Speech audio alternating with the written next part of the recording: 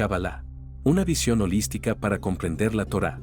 Curso impartido por el rabino Moshe Shlomo Yerushalmi. Muy buenas noches a todos. De nuevo, el placer de estar conectados, estudiando nuestros temas. Hoy vamos a hablar, basado en el Sefer Yetzirah, 10 Sefirot, ¿para qué? Y como muy probablemente recuerden ustedes todo lo que hemos estudiado sobre el tema de Sefirot, hoy vamos a tratar de conectarlo con la práctica de las mitzvot, donde están básicamente convergiendo esas sefirot cuando nosotros nos aprestamos a cumplir una mitzvah, cualquiera que sea, pero evidentemente es mucho más fácil de entender en el tema de tefilá. Vamos a dar unos ejemplos al final. Lo que es importante es que, aparte de sus implicaciones teóricas, las 10 sefirot tienen un importante significado que vamos a llamar místico y también en el terreno de lo meditativo. En este primer capítulo que estamos estudiando del Sefer Yetzirah, hemos presentado un sistema de meditación en las sefirot y de adhesión a ellas. Les adelanto que posteriormente vamos a tratar el tema de las sefirot, los nombres de Dios conectados y el tema de los teilim para súplicas y para pedidos especiales que cualquiera de nosotros tenga que hacerle al Todopoderoso, al Creador, a Ein Sof. Entonces, se pueden usar las letras para trepar el árbol de la vida, pero las sefirot son los puntos en los que se debe descansar. Como hemos dicho, la sefirot no es nada material, es básicamente un conjunto de entes, vehículos, de alguna manera recipientes de luz divina. Cada una de ellas está conectada con uno de los nombres de Dios y por lo tanto al meditar en la digamos sefirá, cualquiera que sea, Keter, Jochma, Binah, Tiferet, en realidad estamos meditando en el nombre que está proyectándose, nombre de Dios que está proyectándose en esa sefirá. Entonces, se pueden usar las letras, como dijimos, para trepar el árbol de la vida, pero las sefirot son los puntos en los que se debe descansar, literalmente. Hay de hecho una importante contradicción, aparentemente, en el texto. En una sección, el texto dice, su visión es como la aparición del rayo. Hablan de ellas corriendo y regresando. Ratz, Beshov, va digamos, hacia un punto y se regresa de donde se inició. Entonces, corriendo y regresando, esto implicaría que no es posible percibir la sefirot por más de un instante, justo como un relámpago. Sin embargo, el texto establece, si tu corazón corre, vuelve al lugar, como está escrito, las hayot corren y regresan, esto parece decir que se puede ir más lejos, pero hay que abstenerse de hacerlo. Es decir, el momento en que nos conectamos, vuelvo y repito, no con la sefira misma, sino con el nombre que impacta en ese recipiente, y de hecho tenemos que saber cuál es el nombre y de cuál sefira estamos hablando. Pero eso es tácito. El nombre de la sefirá es tácito. No hay que meditar en la sefirá misma, sino una conexión con el nombre que la acredita, con el nombre que la está impactando en ese momento. Esto implicaría entonces lo que hemos dicho, que no sería posible percibir la sefirot sino un instante quizá, pero de todas maneras se puede de alguna manera intentar ir un poquito más allá. La pregunta, si eso es posible hacerlo o, de ser posible, si hay que intentarlo o hay que abstenerse. Lo que de hecho está haciendo el texto es describir dos diferentes estadios de iniciación en los misterios de la sefirot. ¿Cuáles son esos dos estadios? El primero empieza con el ejercicio en el que el iniciado debe entender con sabiduría. Entender con sabiduría y ser sabio con entendimiento. Acá, entender es biná, sabiduría es jochma. Entonces hay que entender no con biná, sino con sabiduría. Y ser sabio con entendimiento. Aprende así a oscilar entre las conciencias tipo biná y jochma. Como sabemos, en el hombre, jochma está en el hemisferio derecho del cerebro. Ese es el sitio donde reposa el concepto de la sefirá de Jochma en el cuerpo humano. Binah es el hemisferio izquierdo, con las connotaciones que eso tiene de acuerdo a la ciencia, y que no contradice absolutamente, sino al contrario, lo está ratificando. Entonces, el primer estadio empieza con el ejercicio que hemos mencionado, en que el iniciado, el estudiante, está tratando de entender con sabiduría y ser sabio con entendimiento. Aprende así a oscilar entre las conciencias tipo Binah y Jochma. En este nivel se puede meditar en la Sefirot como en 10 profundidades, permitiendo que la mente llegue hasta la infinidad de cada una de esas profundidades, puesto que nos hallamos todavía en un estado de mentalidad oscilante. Vemos a la Sefirot como resplandores, como relámpagos, corriendo y regresando. Esto, por supuesto, es a nivel, digamos, meditativo. No es que de hecho se perciba eso, pero la idea es que está fluyendo, está de alguna manera yendo de una conciencia a otra, de Binah a Jochma. Sin embargo, las 10 direcciones infinitas representan un estado de separación y desunión.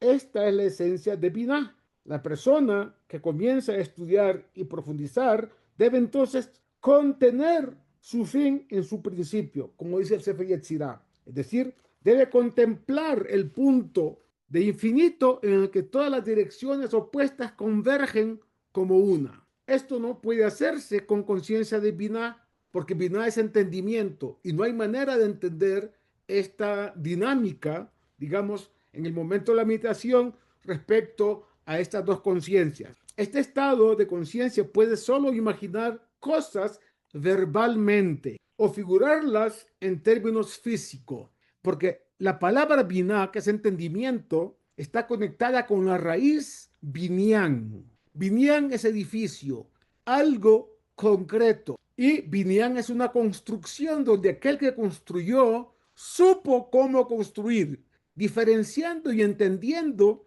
entre un material y otro y para qué. Por ejemplo, sirve cada cosa para que la estructura sea una estructura sólida. Lo mismo la idea acá. Entonces, el punto de infinito es tanto infinito como infinitesimal y por consiguiente no puede ser representado. Tan solo puede ser contemplado con conciencia de Jochma, es decir, el conocimiento, la esencia de la sefirá de Jochma, cuyo nombre que impacta ya es la letra Yud Kei, el nombre ya, ¿sí? Yud Hei, como está escrito en el versículo, que veía Hashem Tzur Olamim. Con las letras Yud y Hei, Dios formó los mundos. Entonces, acá es conciencia de Jochma. Como el texto nota, esto corresponde a la unidad que precede al concepto de número. Introduce un artificio muy a modo de lo que utilizan en la filosofía Zen. Es decir, hay algo que se llama ya Koan. Koan, ellos lo utilizan para formular una pregunta que no tiene la intención de dar una respuesta, sino de despertar una conciencia. Por ejemplo, en la cultura oriental de los países allá del lejano oriente, un maestro de Zen puede decir lo siguiente, escuchen esto: esta es el sonido de dos manos cuando se aplaude. Y puede preguntarle a los discípulos, ¿cuál sería el sonido de una sola mano? ¿Entienden lo que eso significa? No es que tengamos necesariamente que dar una respuesta, sino lo que nos invita a intentar qué pasaría si una sola mano pudiera dar un sonido. Entonces, como dando ese ejemplo, en el tema de la Kabbalah, se suele preguntar antes del uno, ¿qué hay para contar? ¿Cuál es el número que precede a todo número? Y esa pregunta no necesariamente tiene la intención de recibir una respuesta. Como dije, es una manera de abrir conciencia y de tratar de entender qué pasaría si meditáramos en esa situación. Tanto el punto de infinito como el koan están pensados para adiestrar a la mente en la visualización de la nada absoluta. Y la nada absoluta está relacionada con Sefirat Keter. Y esta, a su vez, conectada de manera más, comillas, íntima con el Creador, con el Ein Sof. Entonces, acá el punto es cómo contemplar la nada absoluta. El profeta, bueno, hay varios profetas, pero en este caso quiero también dar un ejemplo de los salmos, Teilim. Hay un salmo que dice, Shira Maalot, Esa Enai Eleharim, un cántico para elevación. Esa Enai, alzaré mis ojos hacia las montañas. Me ayin yabo Esri. Aparentemente la pregunta es, ¿de dónde vendrá mi ayuda? Pero eso no es lo que está diciendo el rey David. El rey David está aseverando que del ayin, la nada, el en Sof por supuesto, la nada, que no puede concretarse en nada, que no hay ni siquiera nombre que se le pueda adjudicar, de allá viene la ayuda. Entonces, fíjense bien que el Ari Kadosh señala que Keter, la Sefirá suprema, es a menudo designada mediante la palabra Ain, que significa nada. Y cuando decimos en hebreo que Dios creó el mundo, Yesh, Me'ayin, algo del Ain, no solamente estamos diciendo algo concreto de la nada absoluta, sino que el Ain, el Keter, es el inicio básicamente de todo el proceso de creación, por supuesto, atribuido siempre al Ein Sof, al Creador. Entonces, esta Keter, la Sefirá suprema, es considerada como la nada, Ain. El ser infinito, el nivel por encima de Keter, no puede ni siquiera ser designado por esa palabra. Por lo tanto, no hay Sefirá que pueda adjudicarse tener dentro de ella el impacto directo del Ein Sof. Por lo tanto, el ser infinito, en el nivel de él, que está por encima de Keter, no puede ni siquiera ser designado por esa palabra. La única que puede usarse es Efes. Efes literalmente significa cero, la nada. Y el cero está representado por un círculo que usted puede pasar de un punto al otro infinitamente y sigue siendo el mismo círculo. No así con la línea recta, que parte de un punto y llega a otro. Pero si trata de regresar al primer punto, ya no es un movimiento infinito, sino un movimiento hacia atrás. Entonces, por eso dice, antes del uno, ¿qué hay para contar? Por lo tanto, según el Ari Kadosh, denota una nada que el pensamiento de Binah no puede captar en absoluto. Porque para entender a Dios debemos compararlo para saber quién es Dios y quién, comillas, no lo es. Eso no es factible. Por eso, una de las, digamos, paradigmas de decir Hashem Elokeinu, Hashem Echad, Dios, nuestro Dios, es uno. ¿Por qué es uno? Literalmente porque es incomparable. No hay con quién comparar. Por eso no es uno en número, no es uno en partes que lo conforman, es uno en todos los aspectos de la vida y en todas las manifestaciones de sus nombres, ¿sí? Uno solo, incomparable. Por lo tanto, con la conciencia de Binah, en el pensamiento de Binah, que normalmente es el hombre el que está imbuido, digamos, impactado por tratar de entender las cosas, conciencia de Binah, no puede captar al Ein Sof en absoluto. Se ha dicho que el mejor modo de describir la nada absoluta es hablar de ella como lo que se ve detrás de la cabeza. ¿Qué ve usted detrás de la cabeza? Puede imaginarse, pero no ve nada.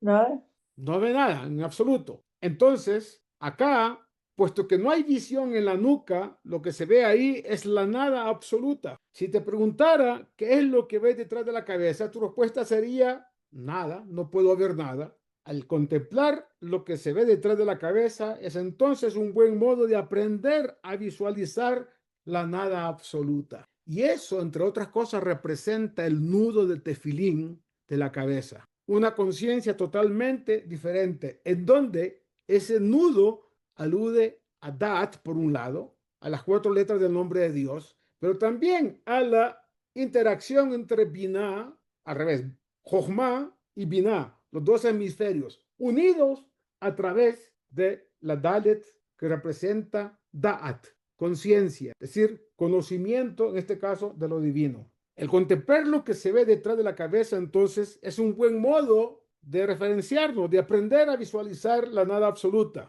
En general, se dice que el alma consta de 5 partes, lo hemos estudiado muchas veces. Nefesh, Ruach, Neshama, Hayá y Yehidah. Solo las 3 primeras tienen efecto en la mente. O sea, Nefesh, la parte más baja, Ruach, el espíritu, y Neshama, el alma propiamente dicho. Las 2 últimas, Hayá y Yehidah, son llamadas envolturas, que están por fuera del cuerpo de la persona. Eso quiere decir makifim, que están envolviendo a la persona completamente, que no puede entrar en la mente. Neshama, la parte más alta del alma que entra en la mente, es el paralelo de Sefirat Binah. Entonces, la conciencia de Jochma está por encima del pensamiento y es como algo que existiera fuera de la mente, o como la analogía anterior, algo que viéramos detrás de nuestras cabezas. E igual que algo detrás de la cabeza solo puede verse si se refleja en un espejo,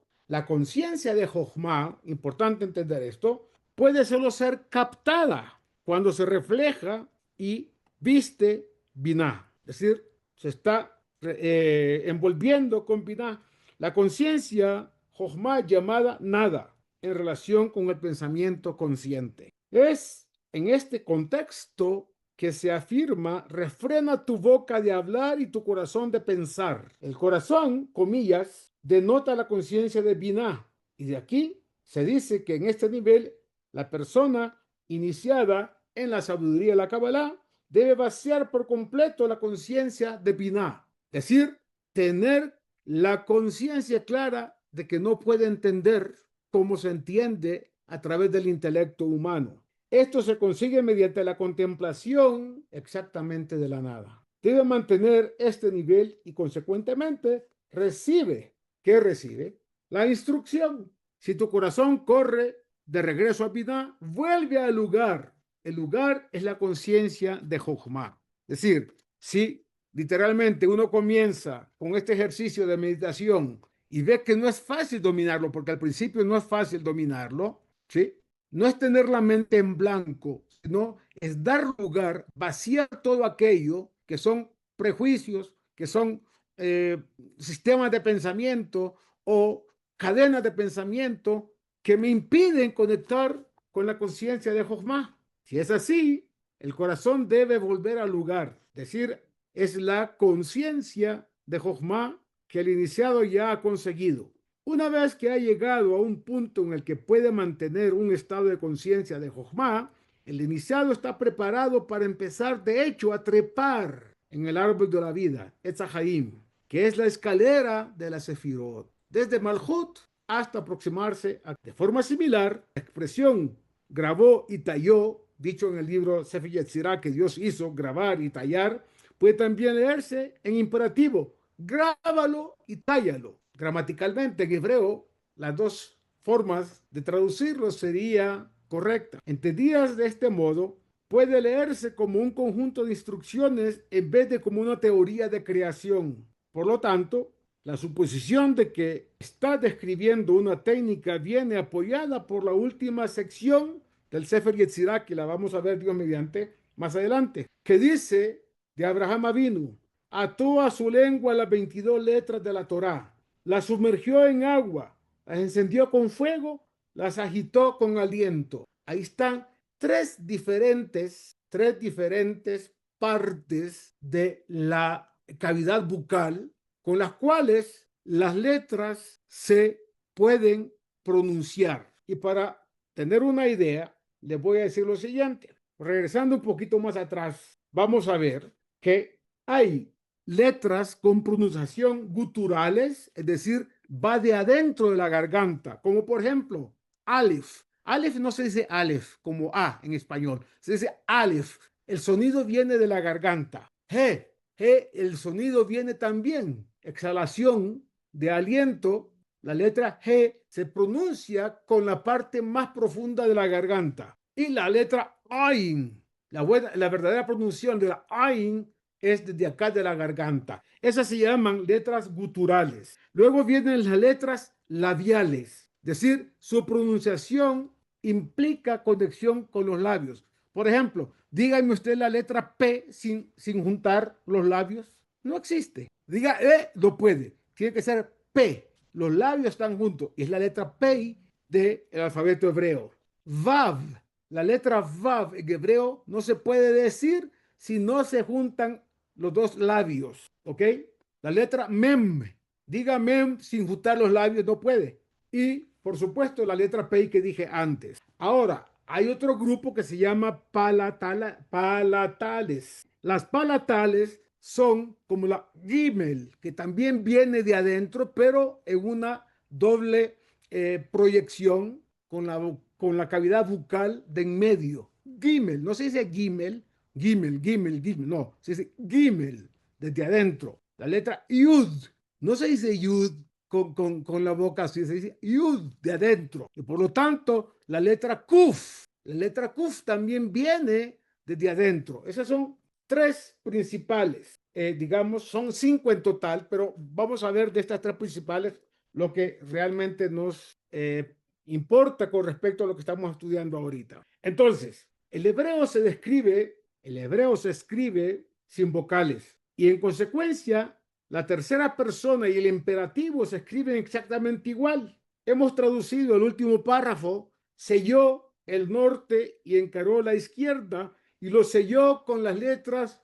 Vav, Hei, Yud. Esto mismo puede leerse en imperativo. Sella el norte, encara la izquierda y señala, sellándola con Vav, Hei, Yud, 3 letras del nombre de Dios. De forma similar, la expresión lo grabó y talló puede también leerse en imperativo. Grábalo y tállalo. Es la manera con que se debe meditar, viendo las letras, cuando vamos a hablar prontamente de los 72 nombres de Dios y vemos de qué manera se medita, conectándolos con ciertos salmos, cada uno está conectado con un tipo de salmo. Entonces, ahí vamos a ver que hay que poner esas letras en color blanco mentalmente, grabándolas y tallándolas en nuestra mente, ¿ok? Y eso tiene correlación con las letras que estaban puestas en las 2 tablas de la ley, que estaban grabadas en las tablas. Y había un milagro ahí, dicen nuestros sabios en el Midrash, que las mismas letras, incluso aquellas que necesitan tener un soporte, estaban como flotando dentro, grabadas, pero como flotando dentro de las 2 tablas de la ley que entregó Dios. Por lo tanto, dice acá, el iniciado empieza meditando en Keter, el inicial aliento del Dios vivo. Keter es corona, entonces tenemos que meditar en el nombre que está allá conectado, que en su momento se lo diré, pero se lo menciona ahorita. El nombre Ekeye, seré el que seré, como le dijo Dios a Moshe cuando le preguntó, ¿quién digo al pueblo de Israel? ¿Qué nombre le digo? ¿Qué Dios me mandó? Comillas, no que Dios. ¿Qué nombre de Dios es el que me está dando la orden? Hashem le dijo, Eheye, Asher Eheye, seré el que seré. Ese es un nombre que está conectado con algo relativamente cercano a lo que es la voluntad de Dios. Lo digo relativamente cercano porque es una manera de aproximarnos a la voluntad de Dios. Entonces, de esta manera, este aliento debe ser llevado abajo hasta el nivel de Yesod, fundamento. Yesod en el árbol sefirótico está conectado con el órgano del pacto. Al hacerlo se debe contemplar la esencia de la voz, el aliento y la palabra. Entonces, hay pensamiento, la voz que lo verbaliza, el aliento que permite esa verbalización y la palabra que surge de eso. El pensamiento ordinario es verbal y de ahí consiste en palabras. Las palabras constan de letras. No son las letras físicas, sino mentales, conceptuales. Esas letras conceptuales están hechas de, comillas, voz, aliento y palabra. De ahí que al meditar en tales conceptos se están, de hecho, contemplando las mismas raíces del pensamiento. En la versión larga del Sefer Yetzirah, el texto concluye, la palabra es ruach, Ruach HaKodesh, inspiración divina. Ruach HaKodesh está, sin embargo, por encima del pensamiento, porque es una suerte de profecía, ¿sí? Entonces, literalmente no lo podríamos traducir porque se confundiría con otro concepto de la teología cristiana. Ruach HaKodesh es el espíritu de santidad. Sin embargo, dijimos, este Ruach HaKodesh está por encima del pensamiento. El segundo paso es aliento del aliento. ¿Qué significa eso? El texto establece, con él graba y talla 22 letras. Cabalistas explican que grabar y tallar denotan técnicas meditativas. Esto se ve apoyado por la última sección que establece que Abraham miró, vio, entendió, investigó, grabó y talló y tuvo éxito en la creación. Enseñan que grabar denota un proceso en el que uno dibuja una letra en la mente. Tallar significa entonces que se separa esta letra del resto, diferenciándola del resto. Eso es en el concepto tallar. Entonces, en este caso significa entonces que se separa esta letra del resto de los pensamientos de forma que toda la mente aparece llena de ella. Toda la letra en cuestión, cualquiera que sea la que estamos meditando, debe de llenar toda esa cavidad de pensamiento. Se puede hacer esto contemplando una letra o combinación de letras a que todas las demás imágenes y pensamientos desaparezcan de la mente. Alternativamente, esto puede conseguirse cantando una letra de una forma que será luego descrita. De ahí que el tema de cantar, como normalmente hacemos en Shabbat, en festividades, en alegrías, Yedid Nefesh, por ejemplo, que se canta en la sinagoga, es una manera de conectarse con los nombres que están impactando en la Sefirot. Y de ahí que podemos, a través de eso, elevarlo al tema de meditación. Este es el estadio de Malhut,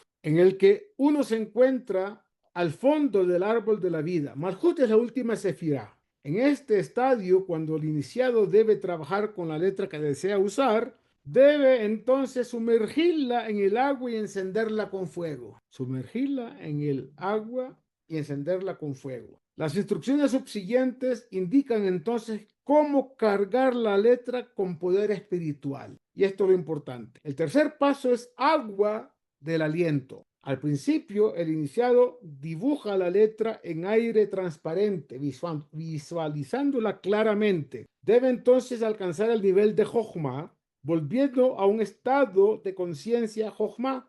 Empieza a ver la letra como si la estuviera mirando a través del agua. Esto es, sumergirla en el agua. La letra empieza a desdibujarse y desaparecer, como si la viéramos a través de un agua crecientemente profunda. El iniciado debe entonces grabar y tallar el caos y el vacío, el cieno y el barro. En este estadio, la forma se rompe y disuelve por completo como algo visto a través de un agua turbulenta, agua turbia.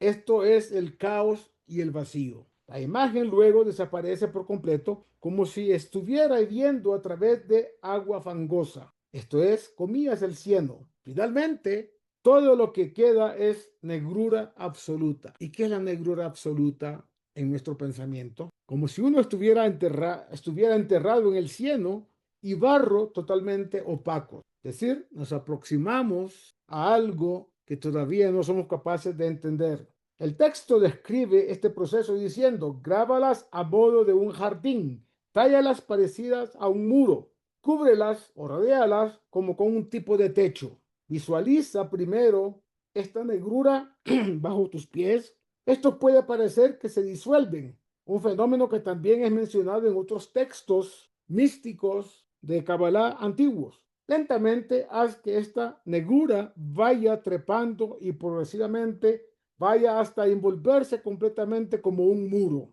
Finalmente, que te cubra y rodee como un techo de barro negro, como tinta. En este punto, no hay que experimentar sensación visual alguna, ni física ni intelectual. A través de todo el proceso se debe estar completamente consciente de la sensación de agua fría y absolutamente en calma. Es el sentimiento húmedo y oscuro del útero. Fíjense bien, útero es en el cuerpo femenino, Malhut, en el que está totalmente aislado de toda sensación. A este estado se refiere el Midrash cuando establece que el agua concibió y dio nacimiento a la oscuridad absoluta, Afelá. Este es el nivel de conciencia de Jochma. Y el iniciado alcanza entonces el cuarto paso en el que se retoma y se retorna a un estado de conciencia de Binah.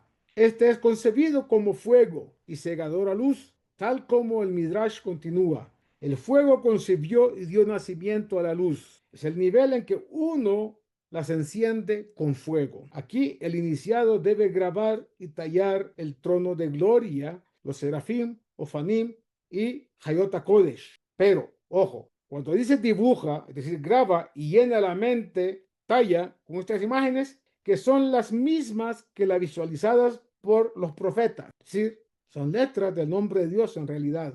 Y aquí aparecen claramente tres letras. Yud, Kei, Vav. Entonces se debe empezar por el trono y luego continuar a través de los diversos niveles angelicales, terminando con Hayot Kodesh en el universo de Yetzirah, que corresponden a las 6 direcciones que se llevará así el influjo al nivel de Binah. Entonces, el trono que se llama Kisea Kabot, el trono de Dios, es Olama Briah. Atzilut es arriba, Briah. De Briah tenemos que traer la meditación hacia el mundo de la formación, el mundo de los ángeles, sin entrar en diferenciar nada, sino hacer que lo de arriba llegue a ese, digamos, estrado. Y de ahí hacia el mundo de la acción, es decir, el mundo en el que nosotros vivimos. A continuación, el iniciado debe llevarlo a las otras 6 sefirot, Hesed, Geburah, Tiferet, Netzachot y Esod. Estas se hallan asociadas a las 6 direcciones del mundo físico que tienen su contraparte en los 6 días de la creación, asociando a las sefirot con 6 direcciones físicas, que se lleva de hecho el influjo hasta el dominio físico. El modo de atraer el influjo a estas sefirot inferiores implica la contemplación de las 3 letras Yud, Hei, Vav. Yud, Hei, Vav es así. Por supuesto, ahí lo van a ver al revés. Yud, Hei, Vav, como si el hebreo se escribiera de izquierda a derecha, como el castellano. Pero acuérdense que está al revés. La primera es la letra Yud, de derecha a izquierda. La segunda es la letra Hei y la tercera la letra Vav. Básicamente, todo lo que hemos mencionado anteriormente se logra visualizando estas 3 letras. ¿Ok? Por lo tanto, su visualización debe hacerse como si estuviera en escritura ashurí. Esta se llama escritura ashurí y en primera instancia hay que verlas en el color con que se escribe un Sefer Torah, que es el negro, ¿ok? Y por lo tanto, las letras deben aparecer enormes, llenando por completo la mente. De ahí, la idea de fuego, como fuego negro sobre fuego blanco, no es solo la ausencia de luz, sino más bien la presencia de luz, comillas, negativa. Por eso dice el pasuk, Yotzer Boreh Hoshech, Yotzer Or u Boreh Hoshech. Yotzer es un estrato por debajo de Boré. Yotzer Or significa forma la luz, pero Boré Hoshech crea en el mundo de Briah la oscuridad. La oscuridad es básicamente como el trasfondo donde debe estar la letra. Caso que es al revés, en el Sefer Torah, el trasfondo es blanco y las letras son negras. El negro debe ser tan intenso como para ser brillantemente negro, al igual que una luz es brillantemente blanca. Este es el fuego negro con el que hay que figurar las letras. Mientras que se completan las combinaciones literales, se debe encarar la dirección apropiada, ya física, ya mentalmente. Tras completar las 6 direcciones y permutaciones, esta parte del ejercicio queda terminada. Lo que queda todavía son las aplicaciones astrológicas de esta técnica, que serán presentadas más adelante, capítulo 4 y 5. Tal es el proceso descrito en el caso de Abraham Avinu. Las encendió con los 7 planetas, las dirigió con las 12 constelaciones. Para tener una idea de lo que estamos hablando, si ustedes se acuerdan, en la festividad de Sukkot, tomamos Arbat Minim, 4 especias, y hacemos movimientos, ida y vuelta de vaivén hacia los 6 puntos, que son 4 puntos cardinales, arriba y abajo. 6, la letra Vav del nombre de Dios. Entonces, hacemos el movimiento primero hacia el sur, hacia allá. Los sefaradín lo hacen dándose, girando completamente. Luego norte, otra vez, va y ven. Luego oriente, otra vez 3 veces. Arriba, 3 veces. Abajo, de abajo hacia arriba. Y por último, se hace en el occidente. Entonces, ese movimiento tiene connotaciones, literalmente, donde estamos. Gesed en el sur, el movimiento que se hace desde el sur. Estamos impactando o trayendo hacia nosotros, hacia el mundo entero, la luz divina a través de Gesed, de bondad. Norte, Geburá. Geburá literalmente es fortaleza. Atraemos esa fortaleza hacia nosotros, al mundo entero. El este es Tiferet, conectado con el plexo solar o la columna vertebral. Y Netzach hacia arriba, Sefirá de Netzach. Hod hacia abajo. Y Yesod, al dar la vuelta, hacia el occidente. Ahí están 4 puntos cardinales, arriba y abajo, y nosotros como centro. El centro somos nosotros de todo eso. Ese centro son las 6 sefirot que están conectadas con la parte, digamos, humana, la parte baja, fuera de Keter, Jochma y Binah. Entonces, siendo esto así, vemos nosotros el impacto que tiene realmente cuando se hace la meditación como debe hacerse, el impacto que tiene, ¿sí? Esa conexión de esos recipientes que son las sefirot y el contenido que es la influencia de cada uno de los nombres. Lo vamos a estudiar también cuáles son los nombres de cada una de las sefirot, los nombres de Dios que están conectadas con esas sefirot.